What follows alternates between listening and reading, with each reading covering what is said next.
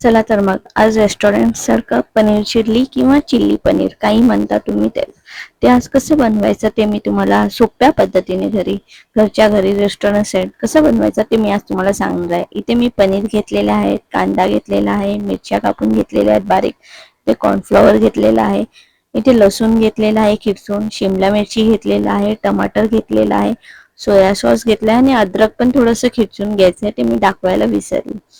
तर बघूया आता या इन्ग्रेडियंट्सने आपण कसं बनवायचं. आता पनीर मी कापून घेत आहे चौरस आकारात.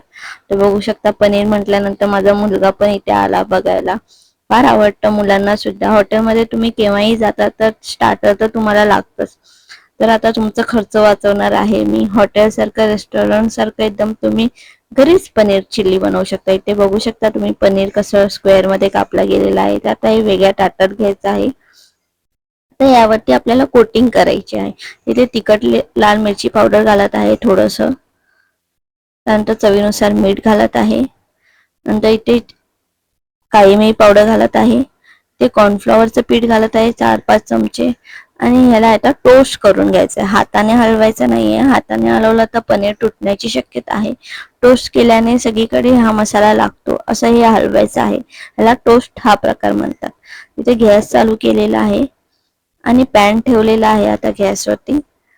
थोडंसं तेल घाला पॅनमध्ये, जास्त घालू नका.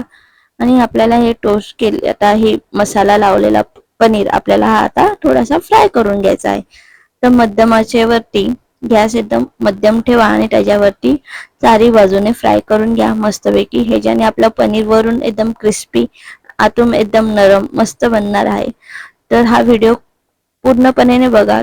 एकदम छान झालेला होता. आमच्या घरी तर सगळ्यांना आवडला आणि करून बघा, नक्कीच सगळ्यांना आवडेल. आता मी एक वेगळ्या आमचं फ्राय झालेला आहे आता हा पनीर, तर वेगळ्या प्लेटमध्ये मी काढत आहे. बघू शकता तुम्ही. आणि माझे सगळे व्हिडिओ तुम्हाला जर आवडत असेल तर नक्की सेव्ह करा आणि तुम्हाला काही रेसिपीज पाहिजे असेल तर कमेंट करा. आता मी त्याच पॅनमध्ये बटर घालत आहे 1 चमचाभर. बटर चांगला वितळू द्या.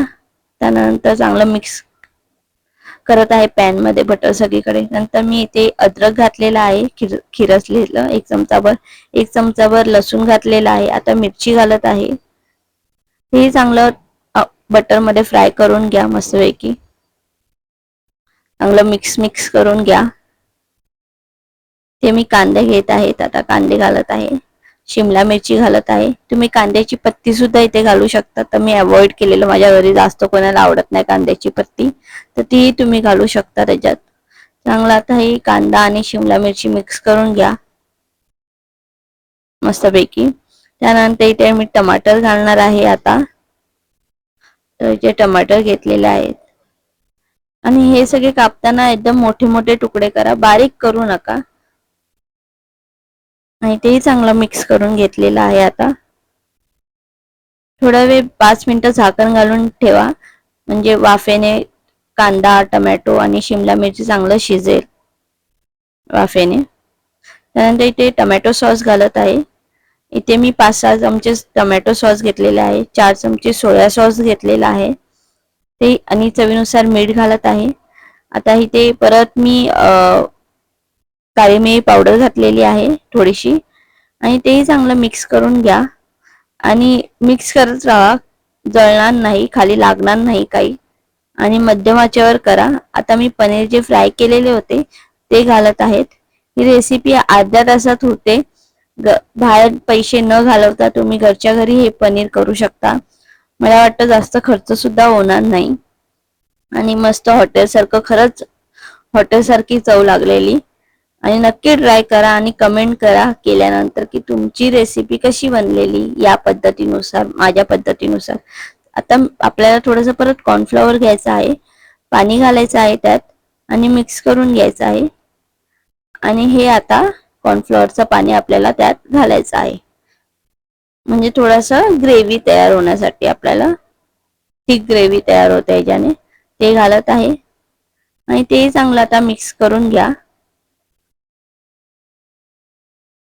बघू शकता चांगलं सगळीकडे मिक्स करून घ्या आणि गॅस बारीकच ठेवा.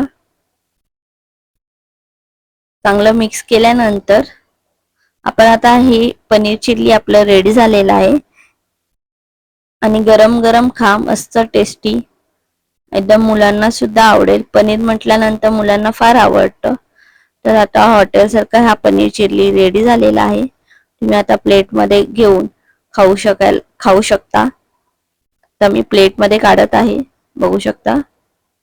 मस्त झालेलं होतं, रिअली मला सुद्धा आवडलं. तर घरच्या घरी एकदम पनीर चिल्ली बघू शकता किती मस्त दिसत आहे. खायला पण तेवढीच सुंदर लागत होती. तर नक्की ट्राय करा आणि सबस्क्राईब करा आणि कमेंट करा आणि शेअर